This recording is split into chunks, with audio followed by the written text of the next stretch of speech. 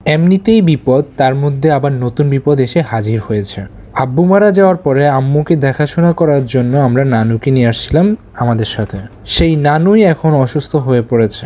তার মানে উনি আমাদের দেখাশোনা করতে করতে উনি নিজেই অসুস্থ হয়ে পড়েছেন। তাই চিন্তা করলাম নানুকে নিয়ে হসপিটালে চলে যাই, কারণ নানু অসুস্থ হয়ে পড়লে আমাদেরকে কে দেখাশোনা করবে এবং কে রান্না করে খাওয়াবে। নানুকে নিয়ে আজকে দ্বিতীয়বারের মতন হসপিটালে যাচ্ছি, কারণ নানুকে প্রথম দিন রিপোর্ট করানো হয়েছে, এরপরের দিন আমরা এখন আজকে আবার ডাক্তার দেখাতে যাব।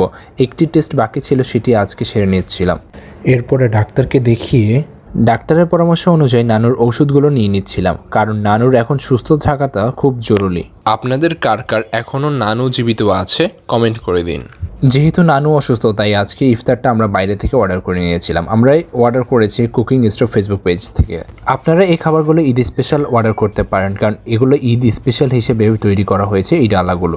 প্রথমটি হলো কাচ্চি ডালা 8 জনের, যেখানে আছে বাসমতি কাচ্চি, মাটন, আস্ত চিকেন রোস্ট, কাবাব, আলু, ডিম, জর্দা কাপ। আর এই 8 জনের ডালা অর্ডার করলে ½ কেজি মালাই জর্দা গিফট পাবেন, তাই এখনই অর্ডার করে নিন। তাছাড়া আমরা আরও অর্ডার করেছিলাম ডেজার্ট ডালা, যেখানে আছে ফিরনি, নওয়াবি সেমাই, দুধ সেমাই, মালাই জর্দা, ডাবের পুডিং। এই 5টি আইটেম থাকবে এই ডালায়।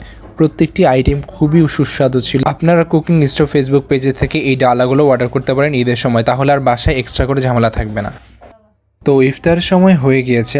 তাছাড়া আজকে আমাদের সাথে ইফতার করবে আমার বড় আন্টি এবং তার পরিবার। তাছাড়া পরিবারের সবার সাথে ইফতার করার মজাই আলাদা, এবং এতে করে আমার আম্মুর মনটাও কিছুটা ভালো থাকে। বর্তমানে আমরা যা কিছু করতেছি তার মূল লক্ষ্য হচ্ছে কি আম্মুকে একটু খুশি রাখা এবং আম্মুকে আবার স্বাভাবিক জীবনে ফিরিয়ে আনার চেষ্টা করা। কারণ আম্মু যদি এভাবে ভেঙে পড়ে, এতে করে আমাদের পরিবারটাও অনেকখানি ভেঙে পড়বে।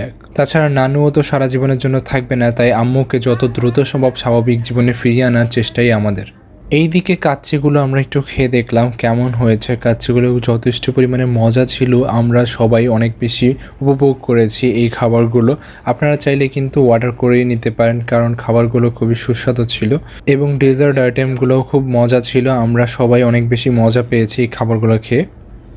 খাবার দাবার খাওয়ার পরে নানুকে ওষুধ খাইয়ে দিচ্ছিলাম, কারণ নানু তো প্রথম দিন আজকে ওষুধ সব বুঝবে না, সেজন্য আমি একটু বুঝিয়ে দিচ্ছিলাম কোন ওষুধ কোন সময় খেতে হবে। আমি সব কিছু ঠিকঠাক করে দিচ্ছিলাম। আমার নানুর জন্য দোয়া করবেন যাতে উনি তাড়াতাড়ি সুস্থ হয়ে যায়। তো আজকে এই পর্যন্ত, সবাই ভালো থাকবেন, সুস্থ থাকবেন, আমাদের জন্য দোয়া করবেন। আসসালামু আলাইকুম।